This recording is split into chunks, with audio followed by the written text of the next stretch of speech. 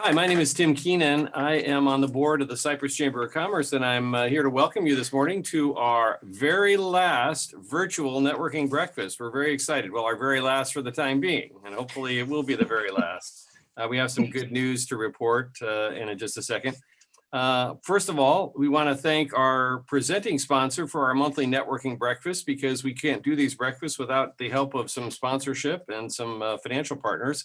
And our sponsor for the monthly networking breakfast is Kinetic Mortgage. Kinetic Mortgage is your premier independent mortgage broker in Cypress. They just need one credit report to find you the best mortgage rates and prepare personalized loan options for almost any budget. So we're very excited to have a special speaker today talking about redistricting. But before we get into the speaker, I did want to let you know some upcoming things. So as I mentioned, August 10th, our next networking breakfast is going to be live once again at the Residence Inn by Marriott on Catella next to 24 Hour Fitness. Our guest for that event is going to be the new Cypress Police Chief, Mark Lauterbach. So we hope that everybody will come back.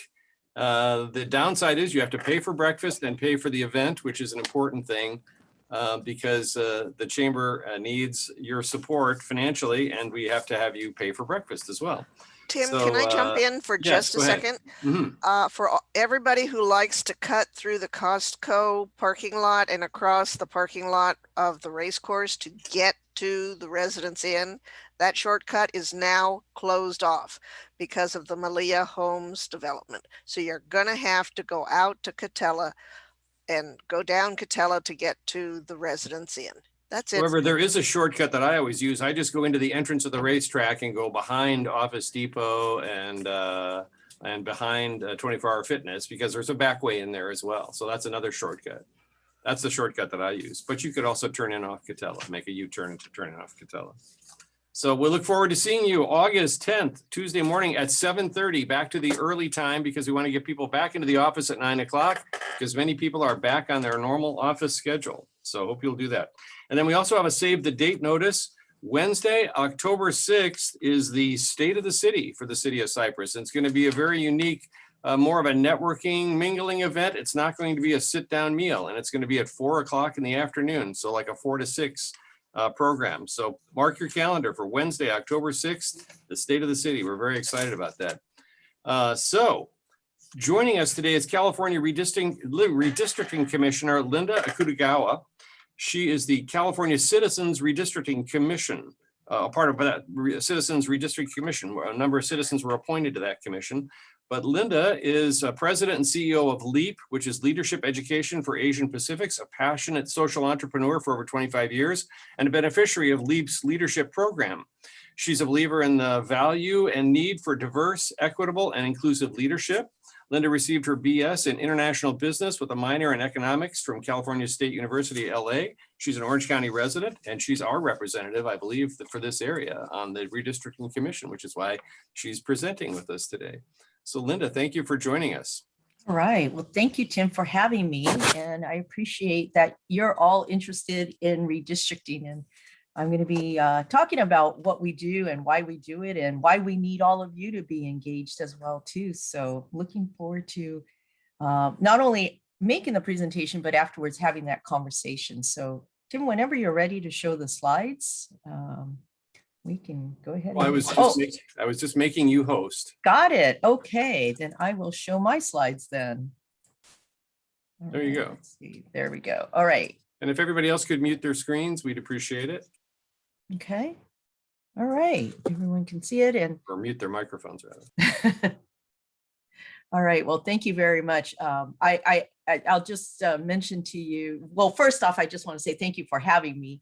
And again, thank you to the Chamber for your interest in redistricting. And as Tim had said, I'm one of 14 commissioners that have been selected to help redraw the new electoral district lines for Congress, State Senate, State Assembly, and Board of Equalization. And I am an Orange County resident. In fact, I kind of consider myself a neighbor because I do shop, or at least talking about cutting through different places. So I live in Orange County, but I work in LA. But right now I've been working remotely. But Cypress is my preferred shortcut home sometimes when the traffic on the 605 is such that I just can't stand being on the freeway anymore. And I'll get off at Catella and cut through down Seal Beach Boulevard or Los Al Boulevard until it turns into Seal Beach Boulevard, and then make my way home to Huntington Beach from there too. So I do, as a result, there are times when I do end up shopping over around that area there. So what I'm going to be doing today is I'm going to talk about just the basics of redistricting, and I'll talk about who the commission is, what we do, and how you can be engaged and in this process of redistricting. And as a question was asked earlier before we got started about what kind of questions I can definitely take questions about just the basics of redistricting, the process of redistricting. But in terms of redistricting matters, if any of you have any comments that you want to make about your input around what you want your electoral district lines to look like, anything that may fall within what would be public input, I do need to give a friendly reminder that I cannot take any of that kind of input. We are holding public input meetings now, and so that would be the best time to do it. Alternately, you can submit public input about what you want or don't want about your potential district lines. You can also submit it online to our communities of interest mapping tool at drawmycacommunity.org, or you can go to the commission website at wedrawthelinesca.org, and you can send us an email. You can submit testimony through the website. There are multiple ways, and I'll talk about that as well too. So let me go ahead and get started, and I'll talk about what is redistricting. So one of the other things that as a commission, it's kind of an ongoing joke amongst all of us, and we've been talking about it publicly as well too, is we're trying to make redistricting sexy. I will say it's a little challenging, and the reason why we say that we're trying to make it sexy is obviously we want to capture people's attention and at least, you know, pique people's interest in getting involved in the process.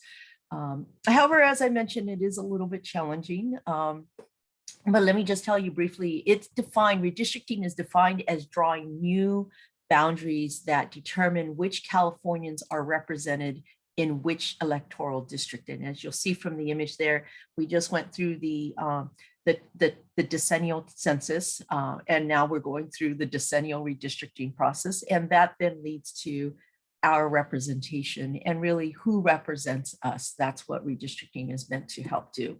So why do we redraw these maps? We do it every 10 years because just like the census, we know that communities do change. Priorities change, interests change, goals change, even the makeup of the community change, because we know that people are born, people pass away, and people move. They move in and some people move out. And so as a result, there's change. And so we know that also as a result of change, communities will shrink in size, but they'll also grow in size.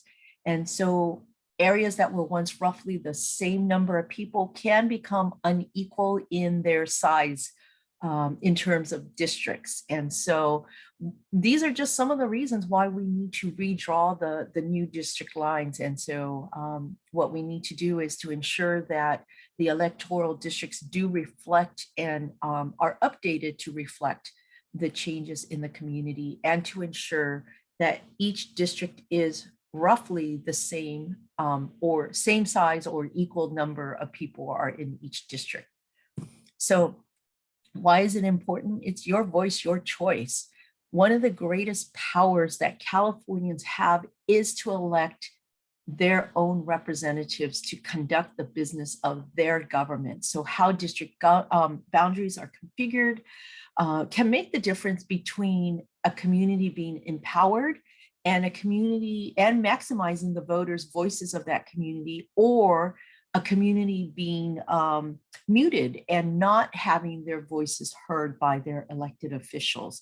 In many other states, politicians are the ones that redraw their district lines, and as we've been hearing a lot in the news, they often will end up drawing district lines that are quote unquote safe for them so that it allows them to stay in office. And in fact, I know that there's also, work being done locally as well too, in terms of city councils and board of supervisors and many other different entities that are elected bodies as well too. So we know that redistricting has been used at times to exclude communities from political power, and by fully participating and monitoring the upcoming redistricting process, more communities have the opportunity to elect candidates of their choice.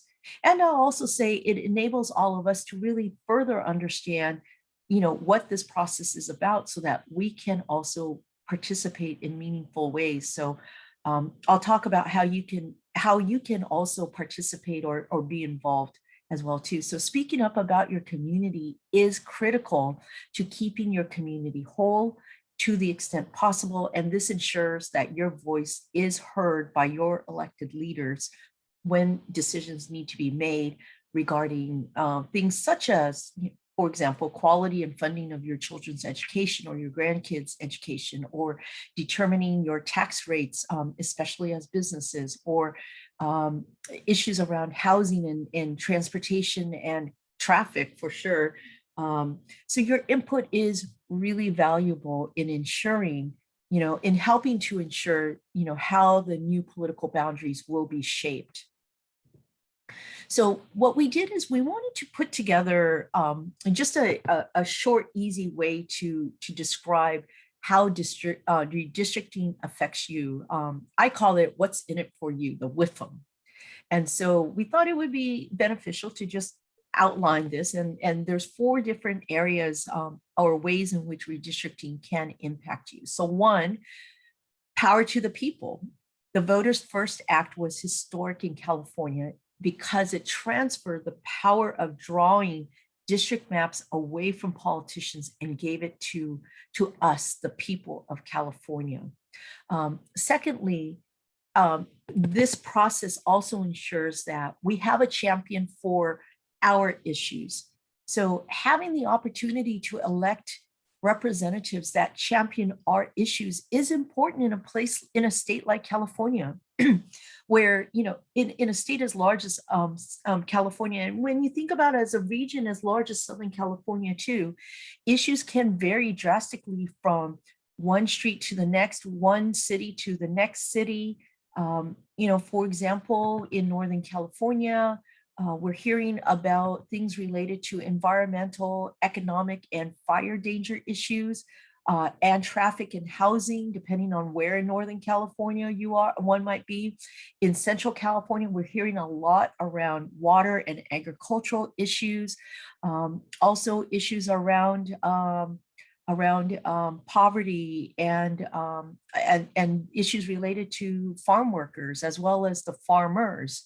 In Southern California, we've been hearing a lot around issues related to transportation and housing, employment. Also, depending on where in Southern California, issues around fire as well too, depending on where we are. And then again, depending on where you are, coastal issues. And so we want elected officials that are going to be able to reflect and champion the issues based on where we live. So number 3 is funding priorities. Tied to the issues of having elected officials that champion our issues is also having someone who is going to have our community's financial interests at heart. So when it comes time to building budgets, whether it's in Sacramento or in Washington, D.C., we want representatives that will fight to ensure that our communities get the financial resources that it needs and it deserves for its issues. So whether it's education, water, transportation, fire protection, we need to make sure that we're going to have elected representatives who are going to have those issues and those interests at the top of their list. And number 4 is community boundaries. The redistricting process is all about drawing lines and determining which communities get grouped into which districts. So your input is, this is the part where I think your input is really important, because in this process, it's essential for us, the commissioners, to hear from you in terms of, you know, what does your community look like? Who do you feel your community should be grouped with? Because one district is not going to be one city. So especially in California, we know that the size of the districts are going to grow. And so as we know, we have to grow. What other cities do you want? What other regions, what other counties do you want included in the district that you live in? And that that you feel like you have commonalities where you will have then a representative that will then ensure that they understand your community's interests and needs. And then you also have a way in which you can communicate to us where your community ends and where it begins. And last thing I just want to mention just broadly around this issue is that redistricting is one of the few civic activities that any Californian can provide input to regarding their community that ultimately ends up impacting laws and regulations, tax structure, how funding is distributed, and where services are provided. And so one of the things that I have been telling people is that this is one of those great opportunities to engage young people, high school students. This is a really good way for them to dip their toes in civic education and civic participation by really thinking about and telling us about, you know, what is their community and what does their community look like? And again, telling us about why their community should be together with other communities. Now, road to fair representation. The US Constitution requires that every American receive as close to equal representation as is possible in government. As populations of districts change over time, it can leave some people overrepresented and other people underrepresented in government. And so the process of redistricting is about evening out the population so that each district will be roughly equal in size. So as we wait for the census numbers, which is expected next month, anytime between mid to late August, California must redraw the boundaries of its congressional, state Senate, state assembly, and border equalization districts so that each district correctly reflects the latest count of the state's population. And as you'll see in terms of underrepresentation, as a district grows in size of population, it just means that that elected representative has to then be accountable to more people. So that means each person is underrepresented. As a district shrinks in size, that means that then there are less people that your elected representative is accountable to. And so that means that each person is overrepresented. So redistricting is based on the idea that each of our voices should be represented fairly by creating districts that have the same number of people. Census results are often or are used to draw new maps every 10 years to account for the ways in which populations have changed and moved across states and districts. At the federal level, reapportionment, we just went through that in April, and it takes place to reallocate the number of House seats that each state gets. We do know that California did lose a seat in the process of reapportionment. So instead of 53 House seats that we had previously, we now have 52 House seats. So that's what I meant by we know that there's going to be changes in each of the districts because each district is going to grow in size. So historically, as I mentioned early on, the legislature, the California state legislature, had been the ones to draw the the maps that allow them to choose their constituents rather than us, the constituents, being able to choose their representatives. And so with this former system, it undermined the concept of fair representation, which is to give people the power to choose their representatives. And so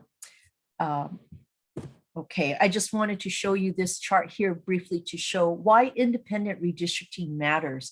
So I mentioned, how does redistricting impact us? And let me just talk a little bit about why independent redistricting matters. So democracy depends on voters having the opportunity to choose their representatives. So when elected officials redraw the lines of their own districts, they get to choose their territory, and they therefore then get to choose who their voters are. And so you'll see on this slide key terms in redistricting to help all of us understand why it's important to delegate the power of redistricting to the people, to the citizens. Gerrymandering happens when election district boundaries are drawn in a way that gives a particular set of people, like a political party or a racial group, an unfair political advantage over another. So you'll see on these graphs, it shows that how a jurisdiction that, let's just say, has 50 people, 60% of who are orange people and 40% who are purple people.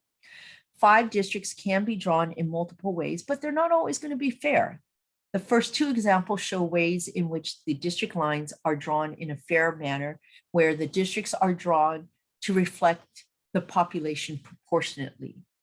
The 2 examples on the right show ways in which district maps are drawn in a manner that does not reflect the population fairly, which is referred to as gerrymandering. And this is why independent commissions like the California Commission were created. It was done to remove politics from the process and focus on the people. And so just real quick, I'll just mention in terms of the gerrymandering here, you'll see that on the very, the one to the very right, you'll see that there are, let's see, 1, 2, 3, 4, 5 districts, of which 2 of the districts are drawn essentially to have either majority or primarily all orange districts, but they only have 2 districts versus the purple districts. You'll see that they've drawn it so that the purple people are the majority in 3 of the districts. And so when you think about representation, the purple people, even though they have less population, they've drawn it so that they will always have the upper hand because they have 3 representatives versus orange people having 2 representatives. And so that's what the gerrymandering is in terms of that part there. Or you could draw it so that in this case, on the second to the right, it was drawn so that purple people had 0 purple people have 0 representatives that may reflect their interests, because in all 5 districts, the orange people have all the majority in all 5 districts. So in essentially purple people have 0 representation. And so that's what's meant by gerrymandering here. So let me talk a little bit about line drawing criteria. And this is really important in understanding the work that we're doing. So as a commission, we must follow this weighted criteria in this order when we start drawing the maps. So number 1, and this is first and foremost, and I've talked about this, districts must be of nearly or of equal or nearly as equal in size by population as possible. So to comply with the US Constitution. So roughly, this is what I've been saying, districts must be equal or as equal as can be in size. Number 2, districts must comply with the Voting Rights Act to ensure that minorities have a fair opportunity to elect representatives of their choice. Number 3, contiguity. Districts must be drawn contiguously so that all parts of the district are connected to each other. So for example, in Cypress, if we draw a district that includes Cypress, and then we think, okay, we cannot say, all right, within a district that includes Cypress, we can't skip, for example, Seal Beach and Rossmore and go over to Huntington Beach or go over to Long Beach, or we can't skip going further north and we can't skip Hawaiian Gardens and and then go all the way up to Cerritos and say, well, we have similar interests, so we want to be part of the same district, but we don't want to include Hawaiian Gardens in our district. That's not allowable according to the law. Districts, cities, counties, regions must be contiguous, so they must touch each other. Number 4, districts must minimize the division of cities, counties, neighborhoods, and communities of interest to the extent possible. And this is important because as much as possible, we know that individuals want as much as possible for their cities to be kept entirely in one district. For example, we've been hearing quite a bit from the city, from residents and stakeholders in the city of Long Beach, giving public input, asking that the city of Long Beach kept whole as much as possible in one district. We're hearing from other cities across the state where people are calling and saying, I live in a particular city, and my city is carved up into 3 congressional districts. So it does happen, but as much as possible, we do need to minimize that division. For example, we even have counties or districts that cross multiple county lines. A great example is up in the North Orange County area, where places where the 57 and 60 meet. That district includes LA, Orange, and also Riverside County in one district. And so part of what is going to be important is whether or not, excuse me, my dog doesn't like the neighbor. As much as possible, we need to keep the districts together. However, one thing I do want to mention is that this is where your input about your regions are going to be important. If we're hearing from communities say, no, don't separate us, then we need to, that is going to be important input that will be taken into account.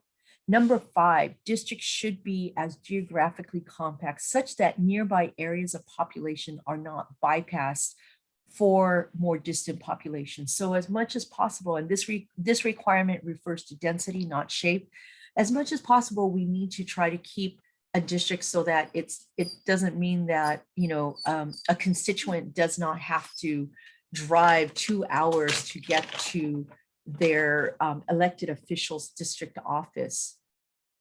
And so that's what's meant by being geographically compact. And number 6, where practicable, each Senate district should be comprised of 2 complete and adjacent assembly districts, and Board of Equalization should be comprised of 10 complete and adjacent state Senate districts, so nesting.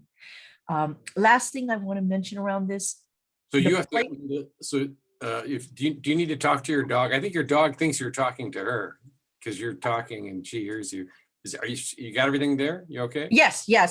She stopped barking. I had to try to bribe him so that he stopped. I think he's done. He just, for whatever reason, he just really just has to make his presence known to our neighbor's dog when they go out for their walk. Oh, I was going to tell you, we're maybe pick up the pace just a little bit. Okay, thank you. That's good to know. All right, last thing I want to mention about this one right here is the place of residence of any incumbent or political candidate may not be considered in the creation of a map, and districts may not be drawn to the purpose of favoring or discriminating against an incumbent, a political candidate, or a political party. So just real briefly, there are different redistricting efforts going on around the state. And just wanted to just briefly mention that there is a history. One of the things I want to mention around here that I think is important to note is that 2010 was the first time that redistricting was done by the citizens. This is only the second time that we as the people of California will be engaging in redistricting. And so it's not surprising that this is still something that many of us are still getting to understand. What does it mean? How do we participate? And so this is really important. And we hope that, by the time the 2030 rolls around, we'll have so much more engagement on the part of people who have been involved. Just want to I'll skip through this part and I'll just tell you a little bit about who the commissioners are. And so the commissioners, there are 14 of us. We are, I believe, a very diverse group of people. We are 5 Democrats, 5 Republicans, 4 no party preference. We are from Northern California, Central California, and Southern California. We are 8 women, 6 men. We are various ages. We have different professional backgrounds. And so as you'll see, we are a diverse and interesting group of people. And you'll see here that we have 2 key duties. One is to hold these community outreach and public input meetings, and also most importantly, to draw the maps for Congress, State Senate, State Assembly, and Board of Equalization. And you'll see just an example of some of the sizes of the district lines that we'll be drawing. I'll skip through that part. Let me tell you about communities of interest. So communities of interest, when we draw the maps, we do have to be mindful. That was number 4 of the 6 line drawing criteria. This is important to us because we can obtain city and county information, but to get the nuance to draw better maps, we need communities of interest information from Californians, from all of you.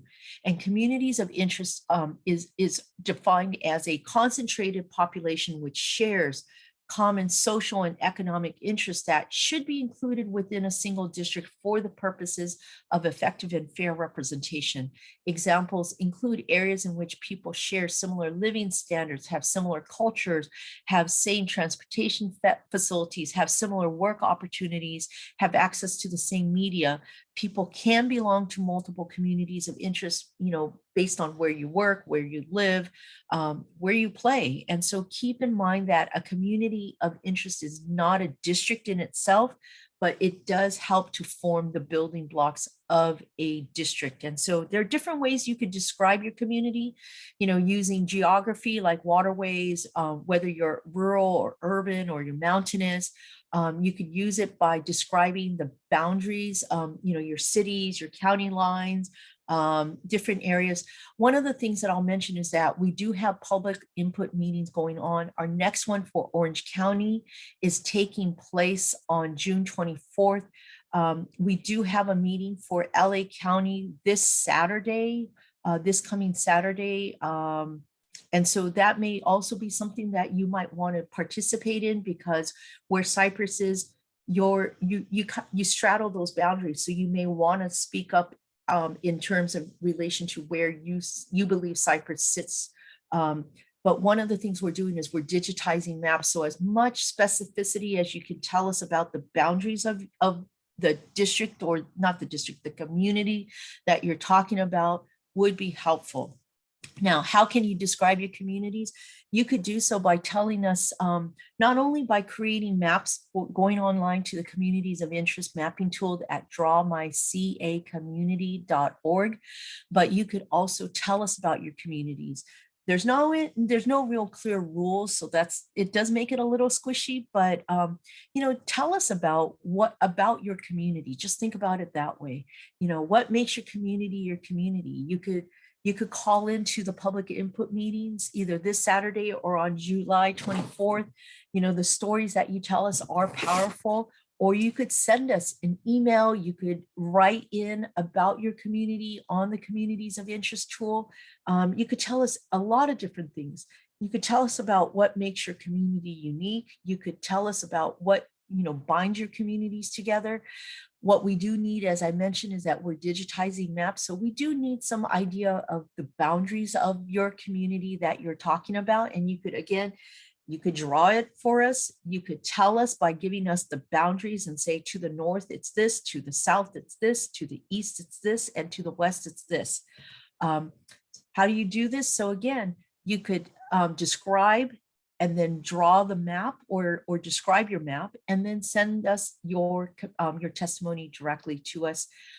Again, you could use the communities of interest mapping tool at drawmycacommunity.org, or you could email us or send us snail mail at the commission. And you'll see here, our commission website is We Draw the Lines.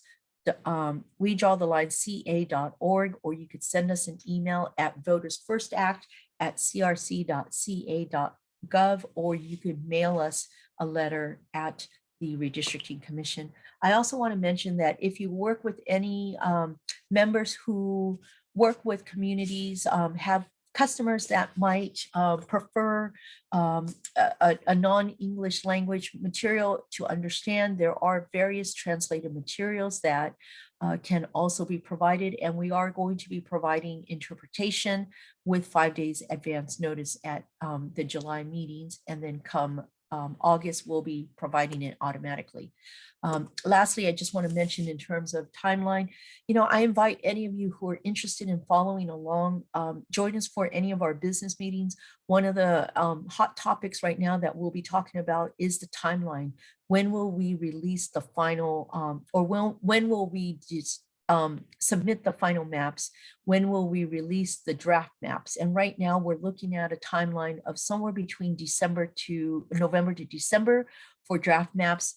We know that at that time, it's going to be easier for people to participate because they'll be having something to react to. But we really want to hear from communities about communities of interest, because we want to draw as best of the maps that we can. And the earlier we could do it, the better it will be in terms of the maps that we ultimately draw. Lastly, I just want to say thank you for participating in this, and just another friendly reminder that I cannot take any public inputs, but I am happy to take any questions that you might have. And I'll just leave it here. Great. Akutagawa, thank you for joining us. We really appreciate you being here as part of the thing. So let's see if you could, let me see how I can get back the host. I just want to get that. Oh, sorry about that. Yes, I will give you back the host. Let's see. All right. There you go. Super. All Thank you. right, there you go. And before we move on to the next segment, we do want to, if you have some questions that are questions that are informational questions that aren't opinion questions, she can't take testimony. I mean, you can share your opinion, but she's not supposed to be participating in that process. The one thing that I would say is that, people think that, oh, well, the redistricting really only impacts congressional, but when you see that there's an overlay of the Senate district, the Assembly district, state board equalization, and the congressional district, it makes it really hard. And I understand that. And I think that the challenge is, people do, 10 years ago, the process wasn't, there was an opportunity to give presentations and to present your input, but there wasn't as much opportunity as what's being provided now. I think that that's one thing, is the public outreach is vastly different this year. So I applaud you on that. Oh, great. I'm glad to hear that. Yes, we've tried very hard. And, of course, the pandemic and the census, the resulting census delays made it so that we could do that. We try to take advantage as best as possible about, making sure that we could do more robust outreach, and we're going to continue to, because we really do want to hear and being able to draw really fair maps that represent communities is only going to be possible when we hear from community members. And if you have an opinion, you talked about in particular the North Orange County that hits 3 different counties, and I think that as you move forward, I know you're going to probably try to keep to the county boundaries as much as possible, and you're going to get feedback like that too. Have you heard feedback about counties in particular and county boundaries as a? Oh yeah, like for example, the example that I gave about that North Orange County area, we've heard lots of interesting, and that's why also I want to just again continue to reiterate, we want to hear from you, whether it's in writing or whether you call into the public input meeting. So for example, when we did the first set of meetings, we heard from people calling from that area. Mm-hmm. And this is the interesting thing, and this is why you may think, well, I'm in a district, I like it, I don't need to say anything. You do, because for example, that North Orange County area, we had some people who called in and said, we want to just remain in Orange County, or we just want to be LA and Orange County, we don't want to be part of Riverside. But we actually heard other people who say, no, we like that all 3 counties are in that one district, because we need an elected representative that understands the needs of that interchange, the 57 and the 60 interchange that straddles Touches the three three different counties. counties. Exactly. Yeah. Yeah. So, you know, people are going to One of have the- different Yeah. different opinions. One of the difficulties is when people run for office in those districts that straddle multiple counties, they have to file in all 3 counties or in 2 different counties. You know, I know our North Orange County Community College district that represents Cypress College and Fullerton College also dips over into LA County in La Habra, and that's part of that school district, which is seems so you know, oxymoronish. You know, that's like, wow, wait a second, why is that? You know, but that's the district boundaries for the school. And I think it follows some other, like an assembly district or something like that at the same time. So it makes it confusing. It really does and it makes it confusing for the voters because they'll vote in one election, but not be able to participate in another election, you know? Yeah. It is interesting in that way. And so but that is why we need to hear from folks. What is your opinion about your community? And are there plans for live meetings now as well, now that things are open? Yes. Yeah. Yes. Like you, we are going to be going to hybrid meetings come August 1st. Okay. We just needed some time, you know, to Logistically start. set that up. Yeah, it's really logistics. But we also have been hearing a lot of feedback that people from across the state have really appreciated the Zoom meetings because it enables people to listen in and to participate and give input versus, you know, just having to show up That in might person. not have been able to before, right? Exactly. Are there any other questions before we let Linda go? Yes, Emily. You mentioned the dates for the Riverside or for the Orange County and LA County meetings. Do you have the date for the Riverside meeting as well? Yes, we do have it. If you want, what I could do is we have a flyer with all of the dates for all across California, and we could share that. I don't have it memorized, but I do know that we do have sometime. Let me just put it this way. In the next 2 weeks, we have meetings like almost every day. So we definitely have a meeting for the Riverside San Bernardino area. And if you send that to me, I can send that to the mailing list of the absolutely that and we we'll put definitely the do that. site as well. So yeah. Okay, yeah, that would be great. Great, I'll make sure you get that, Emily. Any other questions? I see Colleen with a hand up. Hi, Linda. This is Colleen. I have a question. Well, there you go. It just went out of my head. I was waiting for my turn. Oh, I know what it was. Are you available to speak to other groups if we'd like to book you? Well, okay, so I wish I could say yes, but the commission made a decision because the public input meetings have started. We have made a decision to stop having the commissioners not present these basic redistricting basics presentation anymore. We do have a video that we can show, or I believe that the staff will be eventually also doing it as well too. So we're finishing up the last of the presentations in this month of July. So how would we get the video? Oh, we could have the staff provide that to you. And we have a really nice, it's actually a very nice video. Each of the commissioners take part in it.